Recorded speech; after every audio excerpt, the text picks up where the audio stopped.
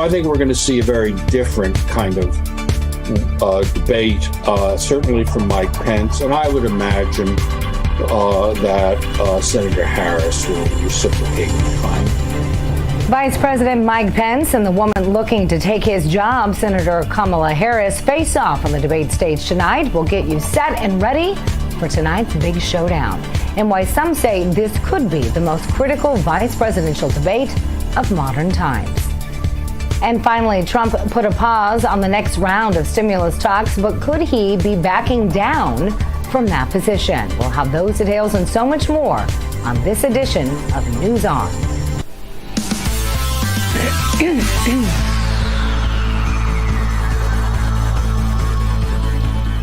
Hello and welcome to News On. I'm Miranda. Thank you so much for joining us on this Wednesday. Well, we are just hours away from the vice presidential debate where Vice President Mike Pence and Senator Kamala Harris will face off for the first and only time.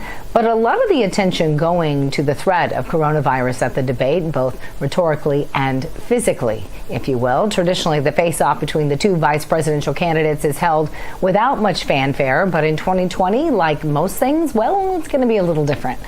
Let's start with some of the basics. The event will be held in Salt Lake City, Utah, at the University of Utah's Kingsbury Hall. Susan Page, USA Today's Washington bureau chief, will moderate the only face-off between the 2020 vice presidential candidates. And as you can imagine, coronavirus will take center stage. First and center of the debate will be a discussion of coronavirus, the Trump-Pence response to it. Mike Pence's team agreed late last night to allow the Commission on Presidential Debates to erect a plexiglass barrier near the vice president, bringing it in for the now negotiations over coronavirus safety precautions around the contest and refocusing the narrative on the substance that's expected to come from tonight's debate. I think it's going to be an excellent debate. I certainly wouldn't underestimate Mike Pence after the performance that he delivered in 2016. There's so much at stake this time. There's a lot of pressure on him. Both candidates have taken this debate extremely seriously. Now, according to moderator Susan Page, the debate will cover 9 key issues, each to be discussed for approximately 10 minutes. But different from last time, Page has not made those issues public. The debate begins at 9 o'clock Eastern time tonight. Be sure and keep it right here at Real America's Voice for live pre-debate coverage that is beginning at 8 o'clock Eastern. Also coming up in this hour of News On, stay tuned as presidential historian and author Craig Shirley joins us live to weigh in on the historical significance of this debate versus those in the past. That is coming up at around 12:22 Eastern time. President Trump has no symptoms of COVID-19 after returning to the White House from the hospital. This according to physician to the president, Dr. Sean Conley. The doctor went on to say in a memo released by the White House that the president had a restful first night at home and that the president's vital signs and physical exam remained stable, with his oxygen saturation levels averaging between 95 and 97%. Conley wrote that a team of doctors met with Trump yesterday morning at the White House to evaluate his condition. The president returned to the White House Monday after spending about 3 nights at Walter Reed Medical Center. President Trump also commented about his physical well-being by taking to Twitter, of course.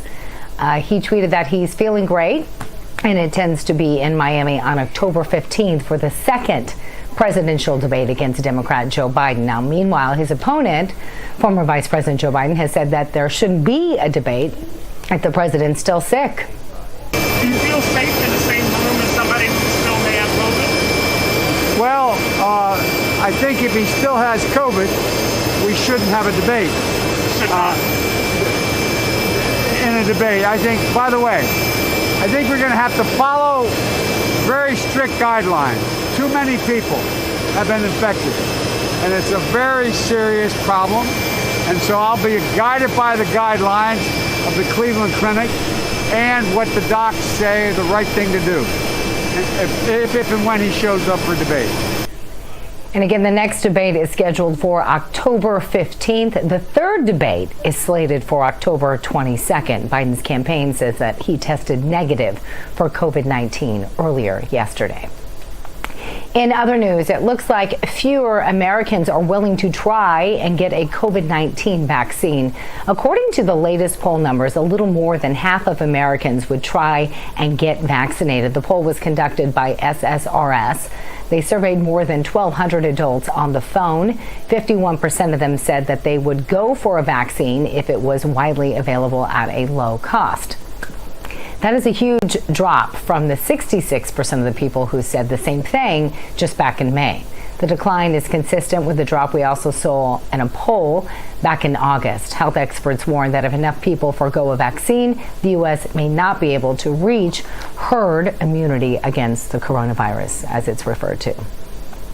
And as the country and its economy continues to deal with the effects of the COVID shutdown, President Trump seemingly shut down this idea of a new stimulus bill before quickly walking back his threat in a late-night tweet session. One day after leaving the hospital for COVID-19 treatment, President Trump blasted House Speaker Nancy Pelosi on Twitter, adding that he has instructed his representatives to stop negotiating until after the election. Now, word of the scuffle talks just rocked Wall Street. Both the Dow and S&P 500 tumbled late last night. Before making a small rally this morning following this tweet from the president, Democratic presidential candidate Joe Biden issued a statement yesterday saying President Trump's decision to cut off stimulus talks means that there will be no help from Washington for the foreseeable future. One of the industries most impacted by the stalled out stimulus talks are airlines, and that has prompted Southwest Airlines to tighten up its wallet, if you will, as a means to save jobs. The carrier CEO announced pay cuts for management. He's also seeking to negotiate concessions for its workers. Since an immediate federal stimulus seems unlikely, some airlines have announced layoffs and furloughs. House Speaker Nancy Pelosi and Treasury Secretary Steve Mnuchin have yet again to come up to terms with some kind of plan. And it's not certain if an individual bill aimed to help airlines is a possibility, although it is being discussed still in D.C. So remember that $1,200 stimulus check from the U.S. government you probably received months ago? Well, millions of people, and you may be one of them, may be waiting for theirs. At least that's the Internal Revenue Service's best guess. The truth is, no one really knows how many eligible people haven't received their money. That's because the IRS relies mostly on tax returns to process those payments, but you don't have to have filed to be actually eligible. There is still much more to come here on News On. Still to come, we're going to have author and presidential historian Craig Shirley weighing in on vice presidential debates, why this one may be more significant than those in the past. That's still to come. We'll be right back.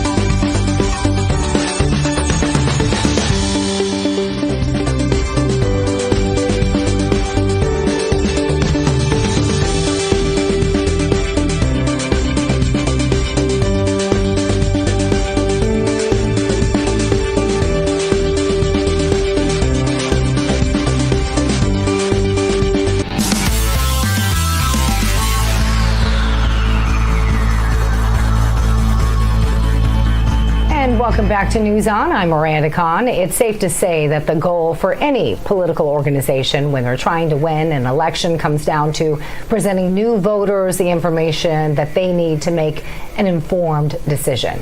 All too often, certain demographics of the population get lumped into one party or the other, and those voters just fall in line without so much of a question as to why they're voting the way they actually are.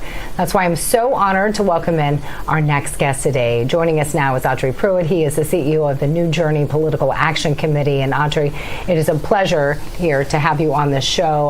Let's start off by telling us a little bit about your PAC and what your goals are for this year and beyond. Yeah, New Journey Political Action Committee has one single goal, and that goal is moving black voters from the blue column to the red column. Okay. That's our single goal. We have a lot of black organizations. They do a lot of great work in the country. But what we fail to have is an organization that's permanently concentrated on moving voters. We have people that entertain, such as Diamond and Silk. We have people that ignite firebrands like Candace Owens, and there's people such as T.D. Jakes, for example, who's a spiritual leader, and we have academics like Thomas Sowell. But what we need is a black organization that's concentrated on moving voters into the conservative movement. So how do you do that? So how do you do that? We do that, there's three ways we do it. One way is the traditional PAC way, advertising, marketing, radio commercials, television. But another way we do that is by actually being there in the community, on the ground.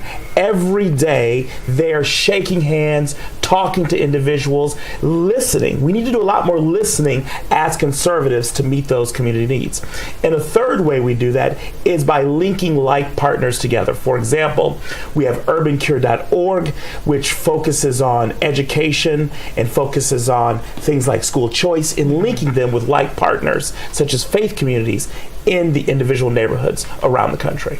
Yeah, you know, the Democratic Party for decades now has been seen as the big tent party right there. And you have heard Vice President Joe Biden sit there say that, you know, you're not black unless you basically vote for me. Yeah. And I'm paraphrasing what he said.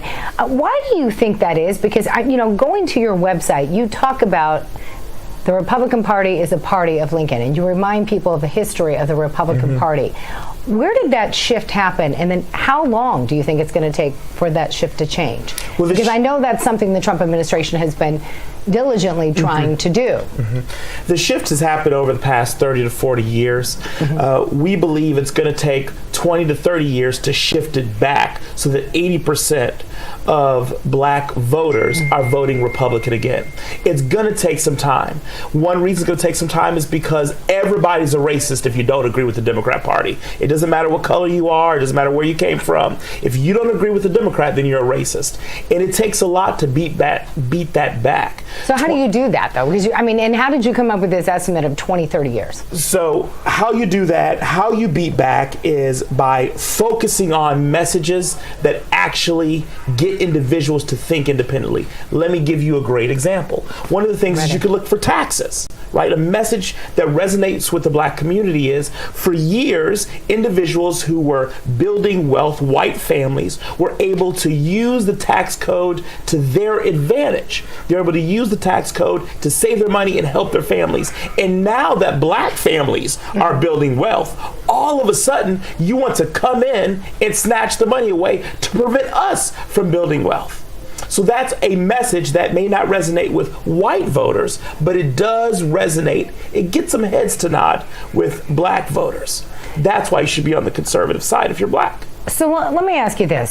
So obviously the pandemic has, turned this year upside down. Yes. Black-owned businesses in particular, according to multiple reports, have been hit especially hard because of the pandemic. Here tonight, we're going to have the first vice presidential debate with a woman of color who is going to hit that hard.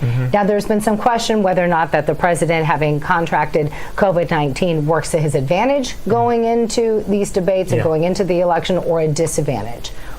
What say you?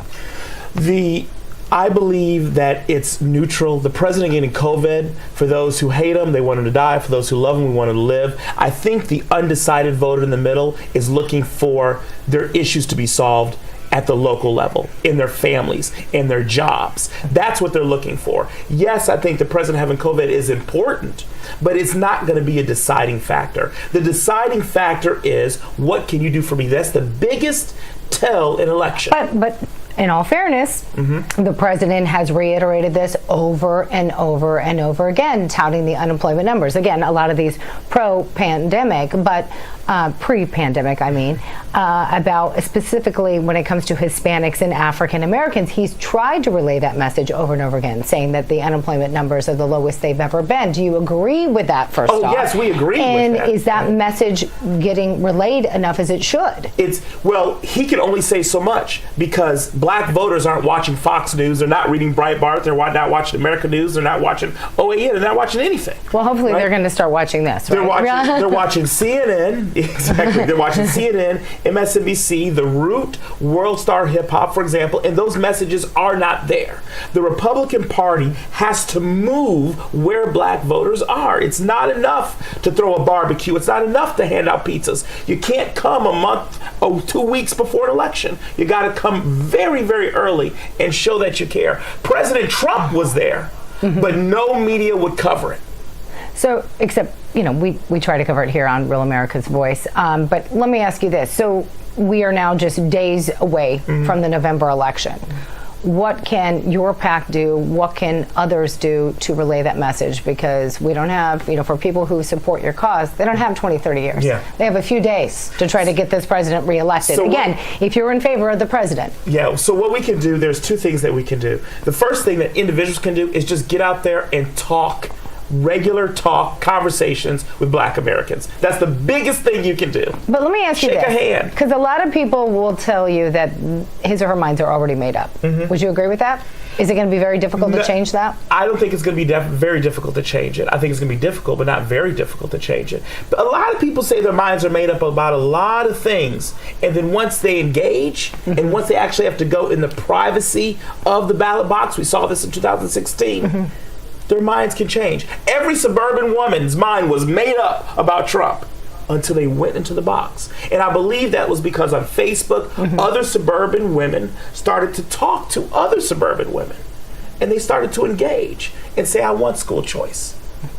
We want a return of women being respected and adored. And the president apologized for what happened. And they began to talk about that, and that translated in the voting booth. Why do you think, and again, I've heard this criticism of both parties, but why do you think identity politics is so hard to overcome? Because Hollywood and the media has wrapped your entire existence in identity politics. Let's take politics out of it.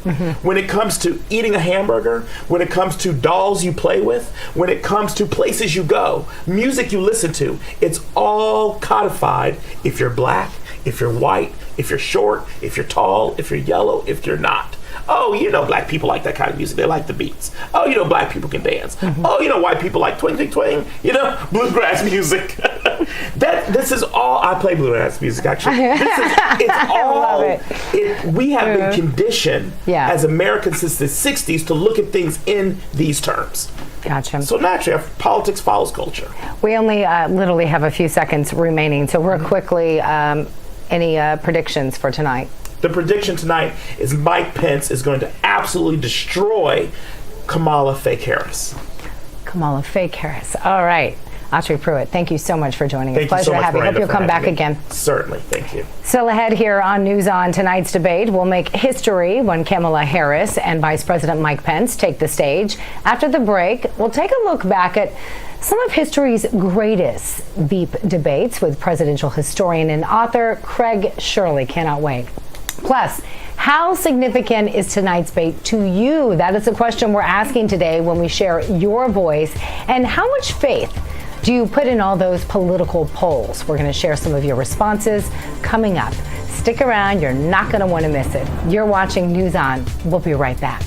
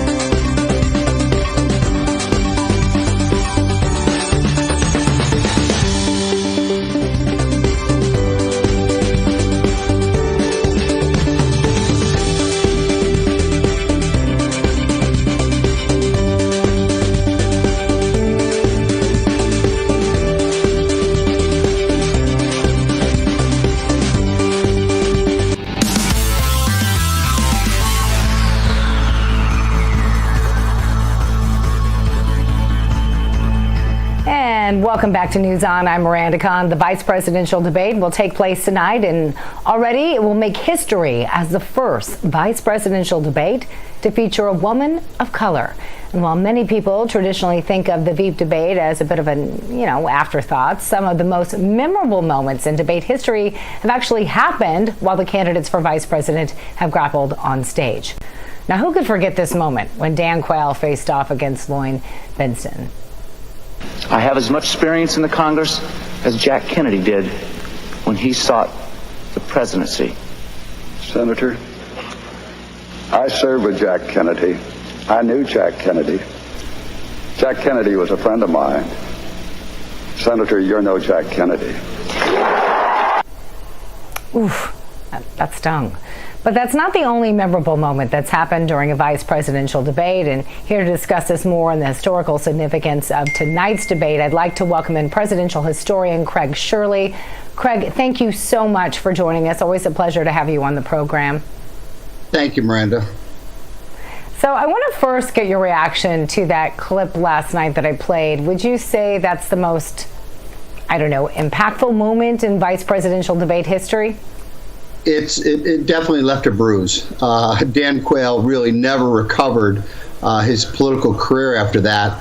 Even though there were some people who wanted him to run for a higher office in 1996, and after he basically retired from politics, went to Arizona and is known to be playing golf every day. But that really didn't hurt the Bush-Quayle ticket in 1988, but it did do much to destroy Dan Quayle's political career, no doubt about it.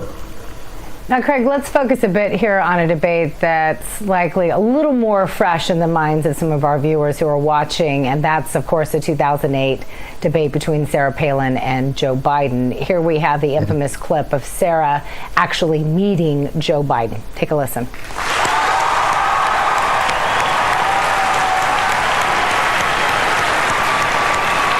Nice to meet you. Hey, can I call you Joe? Okay, good. Thanks. So, Craig, when you watch this clip, you see both Biden and Palin embrace each other, with that smile. Do you think that this debate tonight will feature that kind of, same kind of warmth, if you will, between these two candidates? I don't think so. Part of the debate warmth involves the very low-key thing of just human contact, just the ability to shake each other's hands and look each other in the eye. But there's going to be a virtual wall up, or a literal wall up, between the two of them because of coronavirus. So the personal contact is going to be absent. And I don't expect this debate. It might be historic. I think Pence is going to be measured and calm. I think that she is going to be more high, more high adrenaline, more high energy. It's very, very difficult for a man to win these type of debates. I remember George Bush debating Geraldine Ferraro in 1988, and even though he knew the issues cold, he was judged a loser because he had patronized her a little bit. And that's very difficult for a man debating a woman, even in 2020, to not come across as if they're talking down or patronizing them. So Pence is going to have to tread very, very lightly tonight to make sure he makes his points while still being respectful to Senator Harris.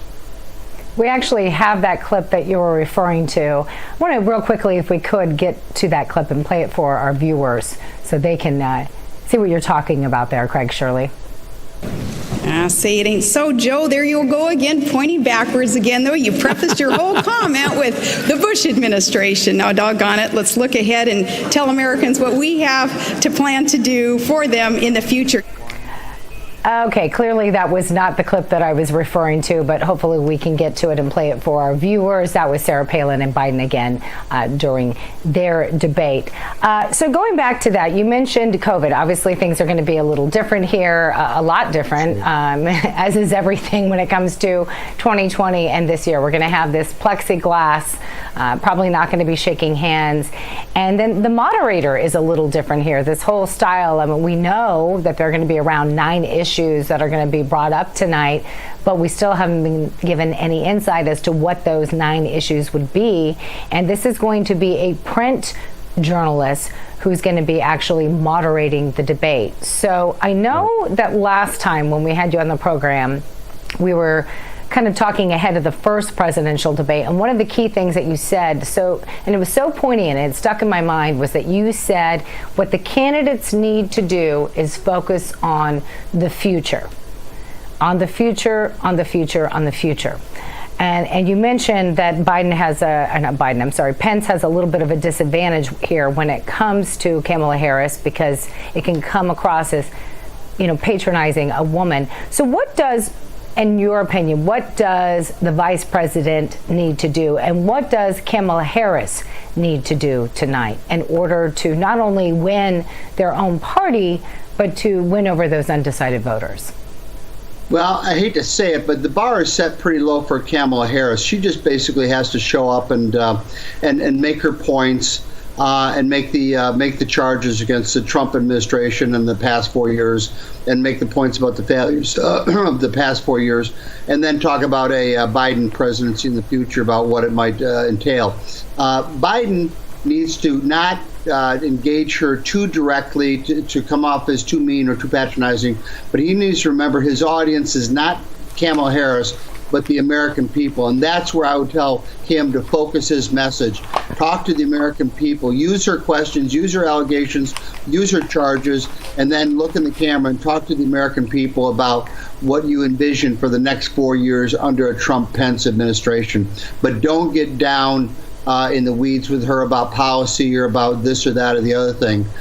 He can score, a few points, but he's going to have to tread lightly on Black Lives Matter, on Tifa, things like that. But he's going to have to do it very, very subtly and very, very, not hitting it too hard, just making the points and then moving on and then going back to talking to the American people. Yeah, I mentioned COVID in that plexiglass. Some have said that, the president contracting COVID-19 could be seen as an advantage, that, he is going to show more empathy, if you will. Others have seen it as a disadvantage, criticizing his handling of the pandemic. So depending on which side of the aisle, I'm sure this will be discussed tonight during the vice presidential debate. Who do you think has the upper hand when it comes to COVID-19, Kamala or the vice president?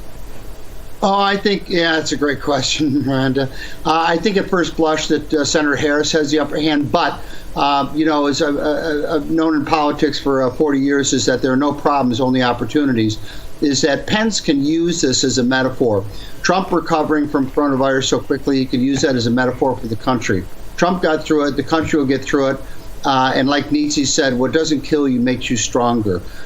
They could make the point is that Trump came out of this stronger, better able to lead this country, and America's going to come out of this stronger, better able to move into the rest of the 21st century. And let me ask you this too, because we're going to be asking our viewers this question, and later on coming up when we share their voice, but typically speaking, not everyone pays that close attention to the vice presidential debate.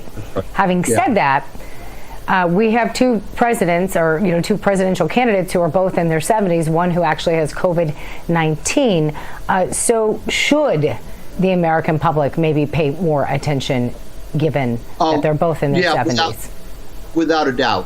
And also you have the added fact that she is the first African-American woman to be on a national ticket. So that in itself heightens the interest.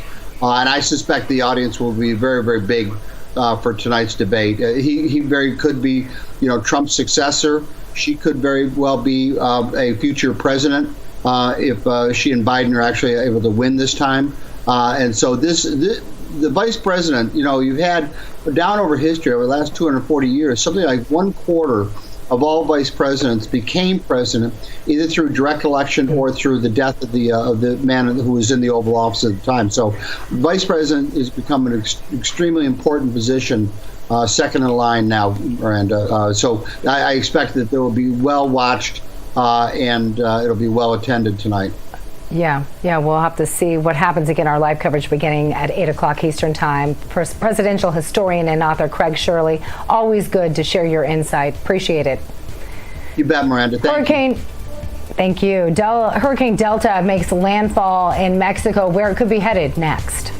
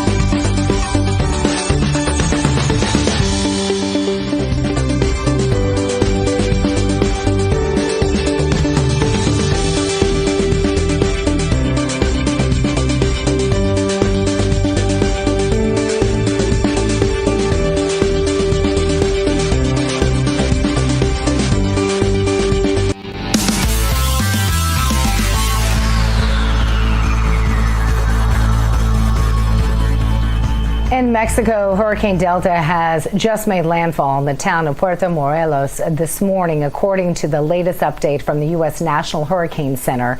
This is roughly halfway between the resort towns of Cancun and Playa del Carmen.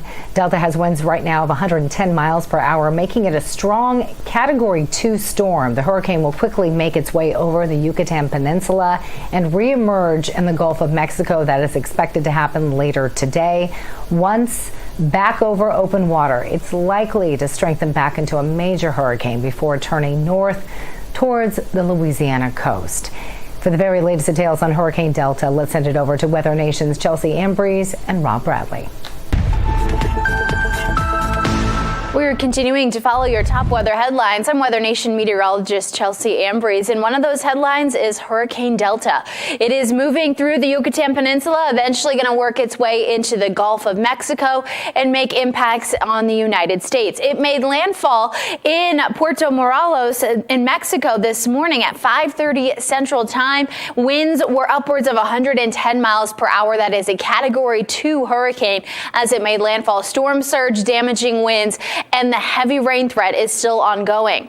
Now, as it moves away from the Yucatan throughout the day today and into the Gulf waters into the day tomorrow, could easily re-strengthen back to a Category 3 storm, which would make it a major hurricane. As it works its way through some cooler water, maybe getting back to a Category 4, ever so slightly cooler water along the Louisiana coastline could weaken it, but still impacts will be felt as we have storm surge, heavy rain, damaging winds as it makes landfall as a Category 3 storm, potentially weakening as we go through the weekend. But again, this is going to be a storm that we follow through the next several days as it starts to work its way closer to the United States.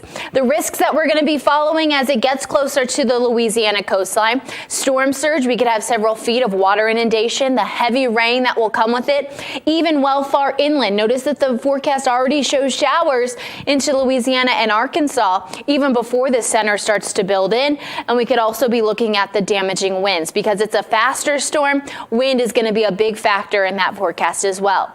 But this is just one headline. The other one we're following is the severe weather potential out into the northeast. That's right. We do have the jet stream dipping down into the northeast to bring us a chance for some severe weather on your Wednesday, mostly into early Wednesday afternoon, possibly late Wednesday afternoon from Buffalo over to Boston up through Portland and into Burlington across portions of northern Vermont, New Hampshire, and southern Maine. Damaging wind gusts over 58 miles an hour will be the main concern, but we're going to see strong winds across the region for a good portion of the day. So there's also wind advisories and a high wind warning in effect. High wind warning in effect for areas from Boston over to Springfield. Otherwise, there's the areas in the lighter brown under wind advisories for some gusts that could top 40 to 45 miles per hour. So if anything light outside that could get tossed around by these stronger winds from thunderstorms or just the wind in general, they want to bring it inside. Make sure that patio furniture is secured, especially any trampolines you have outside. Strong winds expected to increase through the afternoon today before most of the stronger winds move offshore, but we are expecting that chance for strong to severe thunderstorms as well. Heavy rain pushing their way east through the mid-morning hours into the late morning and early afternoon. Strong thunderstorms firing up right along and behind the cold front that work their way from west to east from the early to mid-afternoon hours, while most of this clears offshore by the time we get to the evening. That's your update for this Wednesday. For more information anytime, you can head to our website, weathernationtv.com. And from hurricanes to wildfires, the August complex fire is now the largest in California's history and has earned the special designation of Giga Fire. Wildfires have become so extreme that experts have had to actually coin new terms to describe them. A gigafire is one that burns more than 1 million acres, and the August complex is California's first in this category. The term gigafire is the next step above what experts call a megafire, which burns 100,000 acres. But the August complex wildfire is not the first gigafire in the U.S. Previous fires in Alaska and Montana and Idaho have also scorched more than 1 million acres. There is still much more to come here on News On. Coming up, things are beginning to heat up in the state of Utah tonight as the candidates gear up for the first and only vice presidential debate. Well, you heard what Craig Shirley had to say. We're asking you about the significance of this debate to you. What do you think? That is our question of the day. Also, we're asking you, how much faith do you have in the polls? That was our question yesterday. A look at what some of you had to say coming up after the break when we share your voice.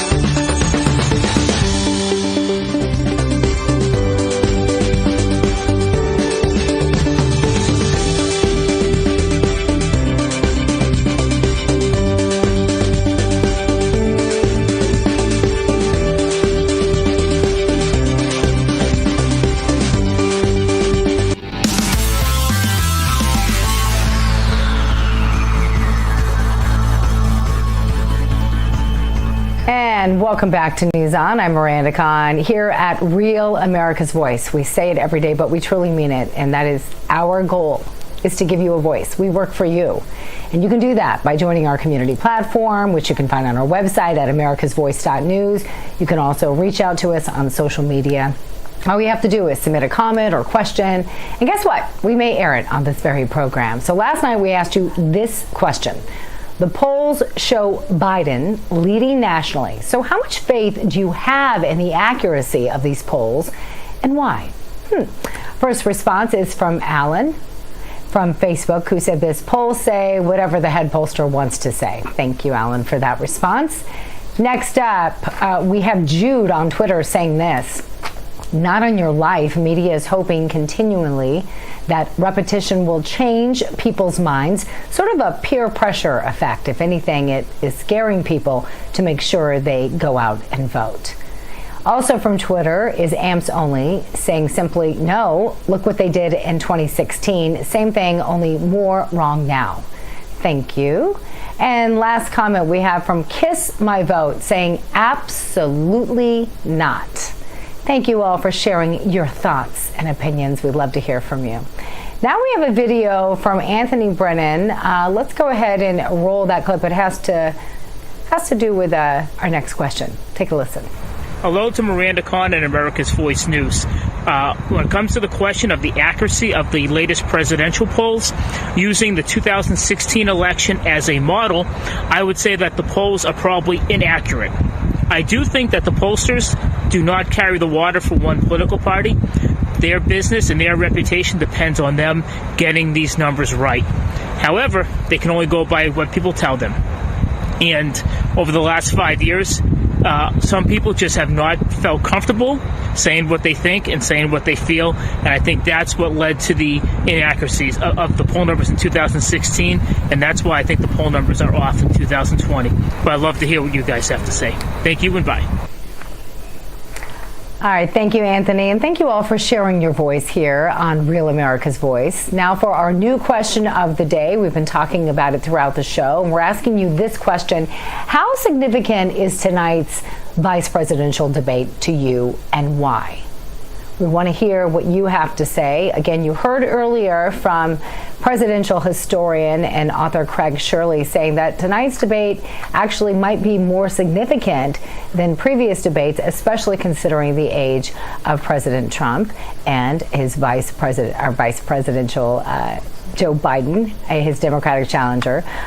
Some people are saying it's more critical than ever. He's saying that a quarter of all vice presidents have had to, for one reason or another, had to assume the responsibility as president at some time. So if you'd like to answer today's question, all you have to do is submit a comment or a video. We'd love those. You can do that by going to all of our social media pages. Again, my name is Real Miranda Khan. That's how you can find me. You can find me on Facebook. You can find me on Twitter. You can find me on Instagram. I'm also on Parlay, Cloud Hub, and LinkedIn as Miranda Khan. And of course, don't forget to join our online community platform at americasvoice.news. And if you're on the go, guess what? You can download our app and take us anywhere you want to go. We'll be right back. You're watching News On.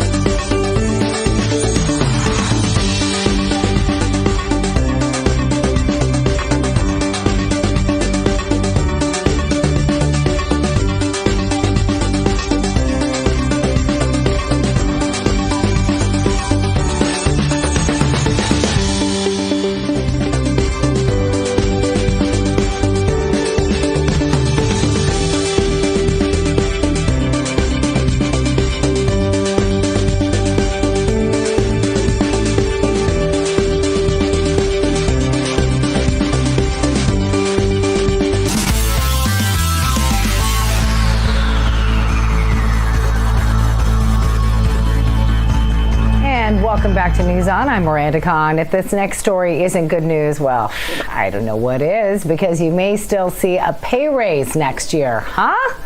Yes, despite the pandemic. An employment advisory firm conducted a survey of more than 700 U.S. companies, and they found half of the companies are sticking with their original salary hike targets. 35% plan to cut pay raise projections, but they are not getting rid of pay raises. 10% of the companies in the survey did say no pay increases next year. So how much can employees expect? Well, the survey found on average, companies expect to raise salaries for non-executives, we hope so, by 2.6%. At the same time, executives will see an estimated 2.5% hike.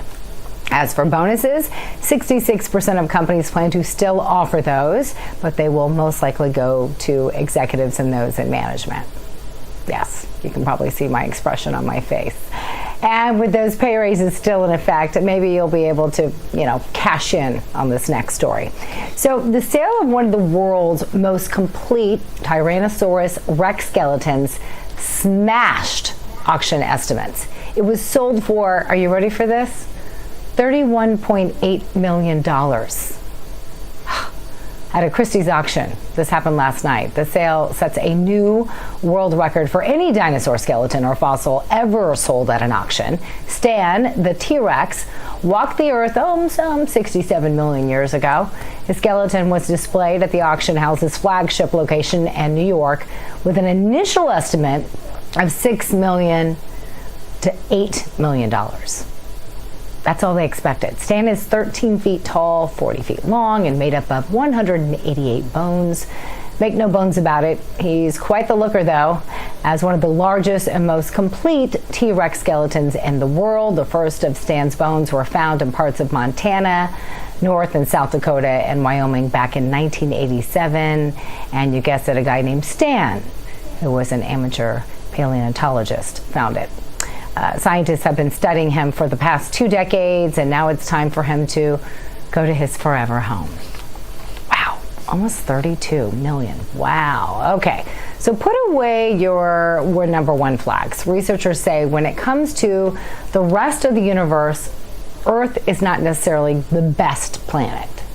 Yeah, according to a published study, scientists have found that 24 planets outside our solar system that may be better for life. Yeah, they have what have been labeled as planets as super habitable, if you will.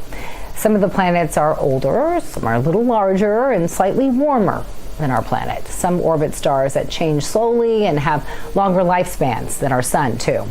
Researchers say because of those conditions, life could thrive more easily on those planets.